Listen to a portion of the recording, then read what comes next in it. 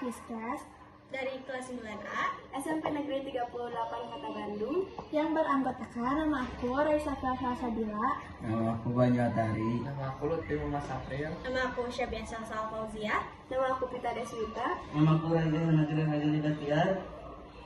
Pada episode 4 kali ini, kami akan membahas tentang bab 4 Bahasa Indonesia kelas 9 kurikulum mereka yang berjudul dari hobi menjadi pudi-pudi. Dengan kami sebagai... Halo, nama saya Lutfi Muhammad Sapril, saya berperan sebagai host.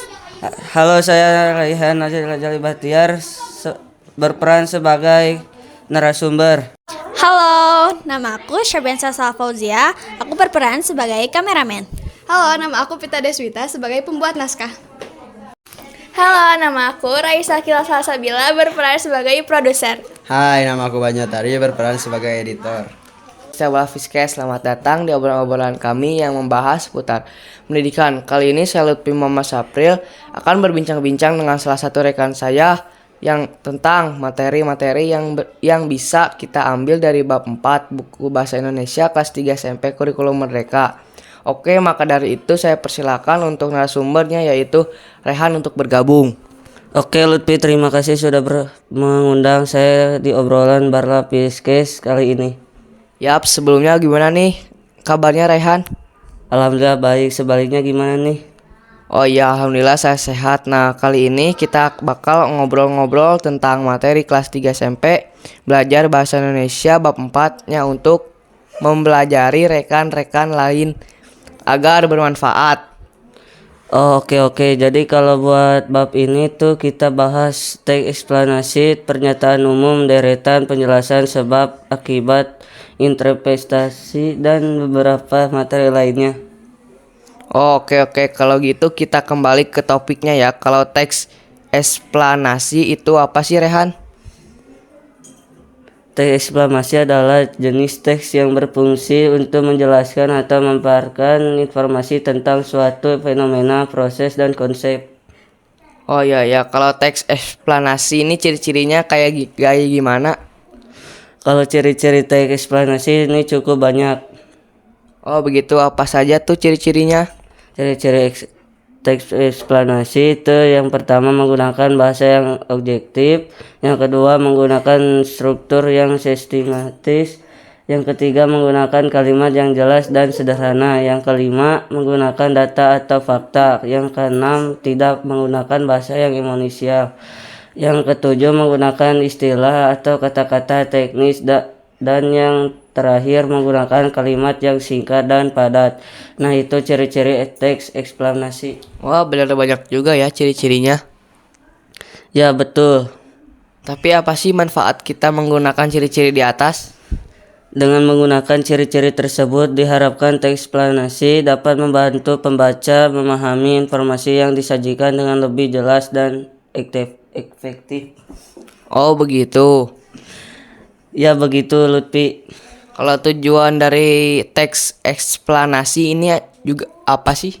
Teks eksplanasi dapat digunakan untuk berbagai tujuan seperti menjelaskan konsep atau teori ilmiah, memaparkan proses atau cara kerja suatu sistem, menjelaskan fenomena alam atau sosial, memberikan informasi tentang suatu topik atau isu. Itulah beberapa tujuan dari teks eksplanasi. Kalau manfaat teks eksplanasi apa aja? Manfaat teks eksplanasi ini beragam seperti meningkatkan pemahaman, menyajikan informasi yang akurat, membantu membaca membuat keputusan, meningkatkan kesadaran, membantu pembaca memecahkan masalah, meningkatkan pengetahuan, membantu pembaca memahami proses, meningkatkan kemampuan analisis, dan lainnya. Wah, banyak sekali ternyata ya manfaat teks eksplanasi ini. Ya, tentu teks eksplanasi ini sangat bermanfaat bagi kita loh. Oke, kalau contoh dari teks eksplanasi kayak gimana? Contoh teks eksplanasi itu kayak artikel ilmiah tentang suatu penemuan atau teori, buku pelajaran yang menjelaskan konsep atau proses suatu mata pelajaran, artikel berita menjelaskan suatu peristiwa atau isu sosial, dan masih banyak lagi contoh lain dari teks eksplanasi ini loh. Kalau struktur teks eksplanasi itu sama nggak sih dengan teks lainnya? Tentu tidak, teks eksplanasi ini memiliki struktur yang berbeda teks lainnya. Oh begitu. Apa aja tuh struktur teks eksplanasi? Teks eksplanasi berbagi menjadi 4, yaitu pengalaman atau latar belakang tentang topik yang akan dijelaskan. 2. Penjelasan atau uraian tentang topik tersebut. 3. Contoh atau ilustrasi untuk memperjelaskan. 4. Kesimpulan atau rangkuman tentang topik yang telah dijelaskan. Oh begitu, iya. Dalam menulis teks eksplanasi juga penting untuk menggunakan bahasa yang jelas, sederhana dan mudah dipahami, serta menjadikan informasi yang akurat dan relevan. Oh oke. Nah itu dia guys penjelasan mengenai teks eksplanasi. Selanjutnya kita akan membahas tentang pernyataan umum, deretan penjelasan, sebab, akibat, dan interpretasi. Oke, yang pertama, menyatakan umum itu apa sih? Kalau pernyataan umum itu adalah kalimat atau pernyataan yang menyatakan suatu yang berlaku secara umum atau universal tanpa membatasi diri pada kasus atau contoh tertentu. Oh begitu. Kalau contoh kalimat dari pernyataan umum ini kayak gimana? Contohnya itu kayak gini nih. Semua manusia membutuhkan makanan untuk bertahan hidup. Setiap makhluk hidup membutuhkan air dan bertahan hidup. Selalu ada konsekuensi dari setiap tindakan yang kita lakukan. Oh begitu. Oh ya, kalau ciri-cirinya kayak gimana nih biar teman-teman yang nonton tahu dan gak kebingungan juga. Kalau ciri-cirinya ya itu yang pertama menggunakan kata-kata umum seperti semua, setiap, selalu, dan lain-lainnya. Yang kedua, tidak membatasi diri pada kasus atau contoh tertentu. Yang ketiga, berlaku secara universal atau umum dan yang terjadi dapat dibuktikan atau disangkul dengan bukti atau contoh. Nah, itu dia ciri-ciri pernyataan umum. Oh begitu, oke kita lanjut ke yang kedua yaitu deretan penjelasan. Kalau deretan penjelasan itu apa sih? Jadi deretan penjelasan adalah serangkaian kalimat atau pernyataan yang disusun secara logis dan sistematis untuk menjelaskan atau mengurai suatu konsep, ide, atau fenomena. Oh begitu, kalau contohnya kayak gimana? Contoh deretan penjelasan seperti pernyataan umum adalah kalimat yang menyatakan sesuatu yang berlaku secara umum. Pernyataan umum biasanya menggunakan kata-kata yang umum seperti semua, setiap, selalu, dan lain-lainnya. Pernyataan umum tidak membatasi diri pada kasus atau contoh tertentu. Pernyataan umum berlaku secara universal atau umum. Oh, kalau ciri-cirinya kayak gini. Ciri-cirinya itu adalah yang pertama terdiri dari beberapa kalimat yang saling terikat. Yang kedua disusun secara logis dan sistematis. Yang ketiga bertujuan untuk menjelaskan atau menguraikan suatu konsep, ide, atau fenomena. Dan yang keempat menggunakan bahasa yang jelas dan mudah dipahami. Oh iya. Nah jadi itu dia guys penjelasan mengenai deretan penjelasan. Oke kita lanjut yang ketiga yaitu sebab akibat. Kalau pengertian sebab akibat itu kayak gimana? Sebab akibat adalah hubungan antara dua atau lebih peristiwa atau kejadian yang saling terkait, di mana atau peristiwa sebab menyebabkan terjadinya peristiwa lain akibat. Nah itu dia pengertian dari sebab akibat. Kalau contoh dari sebab akibat itu ada apa aja? Contoh sebab akibat itu seperti sebab hujan deras akibat banjir, sebab kurang tidur akibat merasa lelah dan tidak fokus, sebab makan makanan yang tidak seimbang akibat mengalami masalah kesehatan. Kalau ciri-cirinya? Ciri-cirinya yaitu menjadi satu, ada hubungan fasilitasi antara satu peristiwa sebab memicu terjadinya peristiwa lain akibat. 3. Peristiwa akibat tidak akan terjadi tanpa adanya peristiwa sebab. Oh iya ya, kalau sebab akibat ini ada hubungannya nggak sih dengan adik Simba? Oh iya betul, sebab akibat ini tentu ada hubungannya dengan adik Simba. Oh gimana tuh maksudnya? Maksudnya tuh dengan kita menggunakan adik Simba ini kita bisa jadi lebih paham dan mengerti tentang suatu hal apa sih sebab akibatnya gitu kurang lebih. Oke, kita lanjut ke yang terakhir yaitu interpretasi. Kalau interpretasi itu apa sih? Interpretasi adalah proses memahami dan menafsirkan makna dari suatu teks, peristiwa, atau fenomena. Interpretasi melibatkan analisis dan penafsiran data atau informasi untuk memahami makna yang terkandung di dalamnya. Kalau contohnya itu kayak gimana? Contohnya itu kayak interpretasi teks sastra, interpretasi data statistik, interpretasi peristiwa sejarah. Oke, yang terakhir ciri-cirinya itu kayak gimana? Ciri-ciri interpretasi itu seperti 1. Melibatkan analisis dan penafsiran data atau informasi. 2. Bertujuan untuk memahami makna yang terkandung di dalam data atau informasi. 3. Dapat melibatkan perspektif atau sudut pandang yang berbeda. 4. Dapat menghasilkan lebih dari satu interpretasi berbeda. Oh, seperti itu. Ya betul, jangan lupa dicermati ya teman-teman penjelasan dari karena itu bermanfaat sekali lagi kita semuanya. Oh iya, ngomong-ngomong judul bab 4 ini kan dari hobi menjadi pundi-pundi. Maksud dari hobi itu apa sih? Oh hobi adalah kegiatan yang dilakukan seseorang pada waktu luangnya. Hobi biasanya dilakukan secara sukarela dan tidak dipaksakan. Hobi ini juga bisa sekaligus mengembangkan minat dan bakat yang kita miliki. Nah itu yang dimaksud dengan hobi.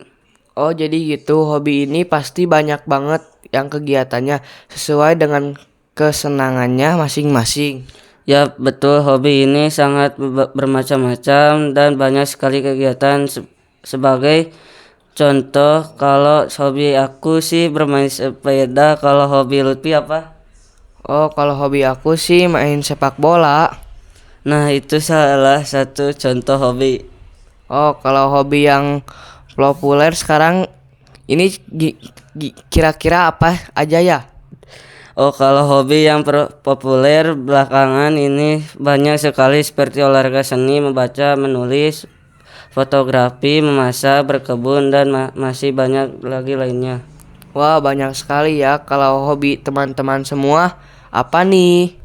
Tuliskan hobi teman-teman di kolom komentar ya. Siapa tahu ada yang sama hobi dengan teman-teman.